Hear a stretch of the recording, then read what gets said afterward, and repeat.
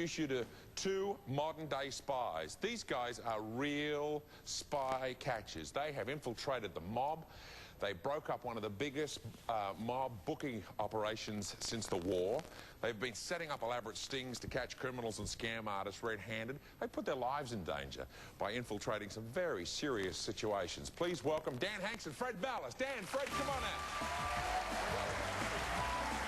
Frank, Dan, God, it's been so long. Hey? So you guys... What, are you like we see in the movies? You going like, hey, you act like the good fellows, huh? Know what I mean? Yeah, exactly. Whatever blends in. They bring out the table, clear the stuff out of the way. You know, they come out, no menu. Really? Forget menu. No, they just keep putting the food there. You know, Talk to me like you do when you're talking to these guys. What are you, a snapperhead? Of course I can do that. I mean, you know, all you got to do is you got to go in and you say, what, how much is the vig? You know, how much you owe money? Really? You got to pay. How come they hire you? Why the FBI and CIA got billions of dollars? What are they using you two guys for? We're able to play off the role. We've never had a problem playing off the role. It's just an acting job. The only difference is if you get your lines wrong, they shoot you. That's right. So that's right. You get take one only. You don't get take two. Take two, bing, right here. So what would be a wrong thing? What's your expertise in doing this, not getting shot? I don't know why, but we've always just been able to get into the role and play it and be that person. And the longest operation was a bookmaking operation where we stayed undercover in the same organization for 3.5 years. Wow. And that's when you broke up. That was the big one. National. I had to kill him, though. I had to kill him because they found out about him. Really? Yeah, what happened is they found out that I was somehow, they got a hold of my phone bill and found out there were phone calls to the FBI office. So Freddie was confronted with it, and he said, don't worry about it, I went into a bar, and they said, your buddy, he's a rat. He's a rat. You too, you're a rat. I says, who, Danny? He said, don't worry about it, I take care of everything. I come back the next day, and I did one of them Paulie things. They said, where's your partner? I said, oh, you ain't gonna see him no more, and he disappeared off the face of the planet. They assumed that I had whacked him.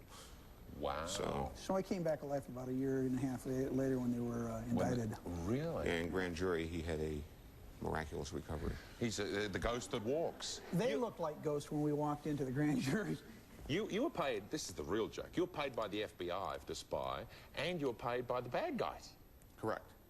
Well, what happens is, in this particular case, we infiltrated the bookmaking operation, and they had us on salary. Right. What we did is we got to work for them as their telephone technicians to set up the bookmaking operations. And we had to be just like one of them. So we did things like pad our bills and stole from them, and we let them find out about it because then they'd trust us more. That's weird, but because most bad guys steal from the mob, therefore they thought you were real mob guys because you stole. Everybody steals. In that world, everybody steals. And there's a famous quote that I won't say his name, but somebody told us, and he said, you know, pigs get fat, hogs get slaughtered. So he was giving us a warning. That was the warning. Like, we know you're taking, don't get greedy. At least you know where you stand. Yeah. They're still alive. Some of the video montage I'm going to show you is stuff that you guys have collected. Look at this video montage because it could be you.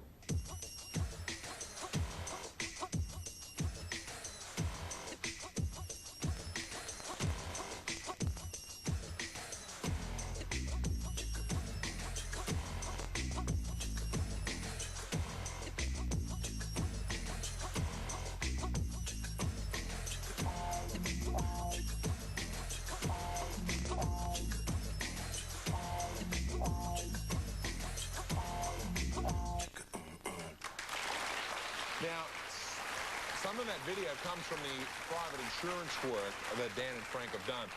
This is actually not an uncommon story. A guy goes to a big Hollywood home. He sees a wealthy kind of living quarter. He decides that the work that he's got to do there, he suddenly has an accident. You know, so he goes from being just a serviceman to being a litigant. He sues the Hollywood producer thinking he'll roll over and pay him big money to go away. The guy doesn't. He calls these guys. He said, I'm angry. And this young man claims he injured himself on the property and couldn't work at his real job, which was an artist. So, with this right-hand damage that means he'll never work again, you guys go looking for him. Yeah, we went looking for him, and he had allegedly an injury to his hand where he couldn't use it. He had about a teeny little cut, like paper cut. And for that, how much did he want? Oh, he wanted hundreds of thousands of dollars. Here's where you found him. Take a look. Yeah, his hand seems to be working okay here. The thing from hand to hand, showing great finger dexterity and mobility, twirling a stick with his right hand in among the fingers, just like a baton. This is filmed. Time. 10 minutes to 3, 2:40. Continuing with this activity. 2:18 into the film. I'm going to stop the tape. Stop tape. What gets even better is Dan and Frank then scammed the scammer. They followed him to a bar, became friends, and what happens next is hilarious. But show me some of this stuff. Look at this. Look at this. This is amazing. Look at that. You see that? What does that look like? Wristwatch video camera. I freaked when you guys showed me this. So somebody could be wearing it like a wristwatch, and there's a camera inside it, and it goes up the sleeve. What's that you got in your hand? Well, this is a pulse transmitter. It's an ink pen. The bottom half of it's an ink pen. But the whole top of it is a transmitter. When you hit the top, it sends out a pulse and can control any electronic device, so you can use it to control cameras. If you've got a room wired with cameras or audio or something like that, and you want to tilt, pan, zoom, and you don't have a second person there, this ink pen will control everything. It's got the little batteries go right in the top here. So if I... transmitters all in here. We've got Robert Vaughan, the man from U.N.C.L.E., later in the show. Yeah, open channel D. Yeah, exactly. That's exactly what Well, it now, was. it's strange. That show was like 25, 30 years ago. And in fact, that was one of the first television shows that Abraham Lincoln watched, I think. And most of the things they had on that show are now exist. actually exist. Yeah. We're going to talk about that. You're going to show us how easy it is to bug a phone. Later on, we've got a guy who can tell whether you or your spouse is lying by a phone call. And up next, we've got hidden cameras, and we're going to show the video of a very elaborate sting operation that Dan and Fred set up, and what they caught on tape will amaze you. Stay with us today. Real Life Spies.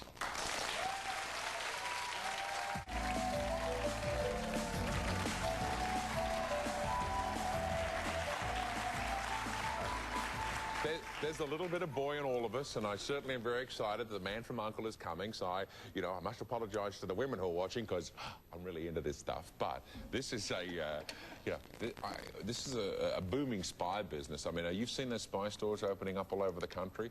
Well, Dan Hanks and Fred Valis are way ahead of that. They busted the mob. You caught that baton twirler red-handed with your video footage.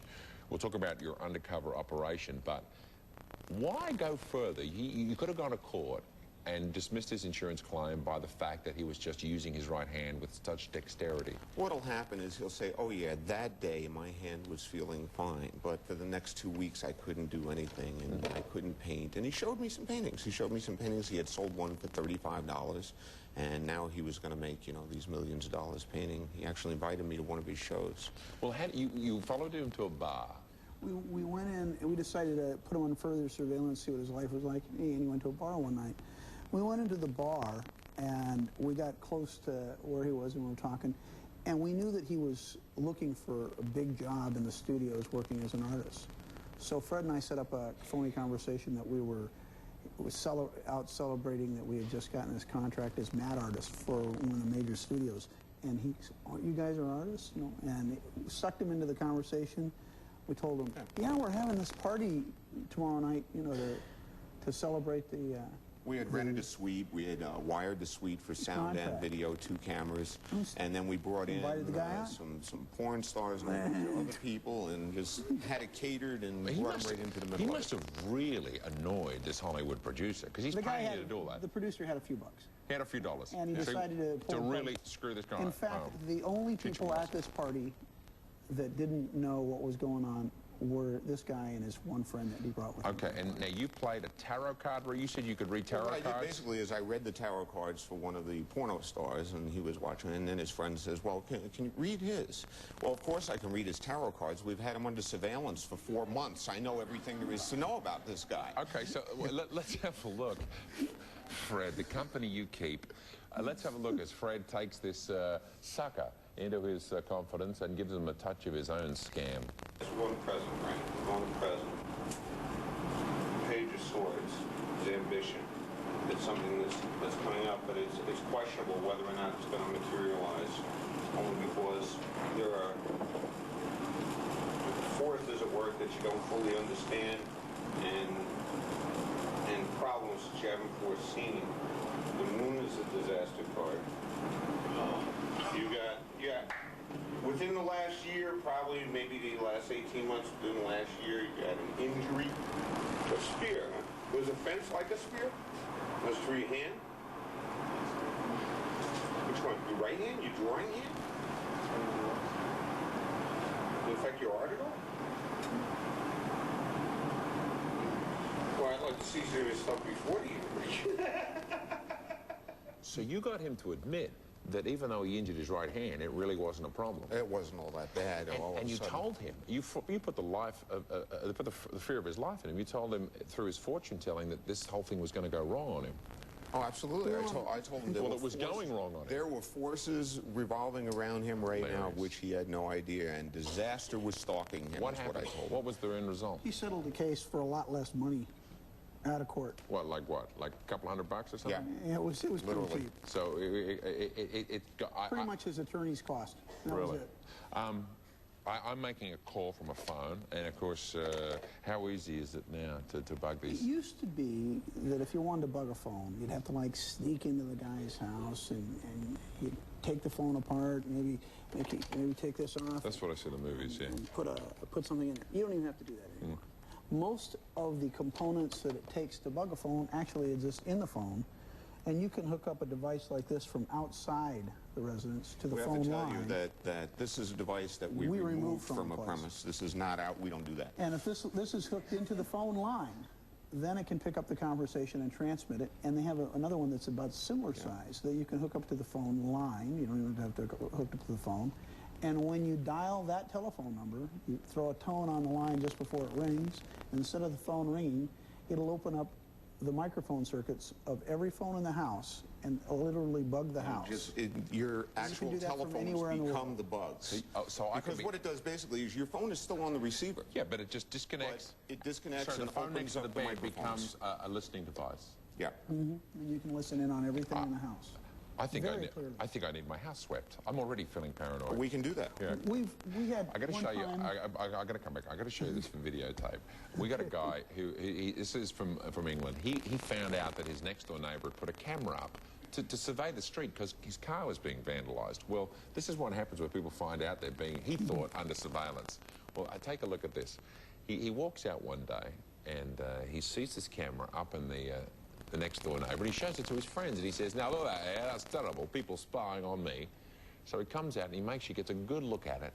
He says, I'm not going to have this. So he comes out, and what does he bring with him? He gets the air rifle, and he takes a name at it, and he says, I'll fix this myself. And there it is. And they took it out. He shot it. Yeah. And what's that? That's Oh, this thing is incredible. You take this, and if you swear in your mouth, your breath is fresh like for hours. That's your breath freshener. That's all it is. I'm sorry, I thought it was okay. All righty, they'll tell us what happened with the biker gang when they invaded them, put their lives on the line, and we're also going to meet a suspicious wife who had her husband followed by a beautiful undercover spy, a woman who is going to test his fidelity. The results next.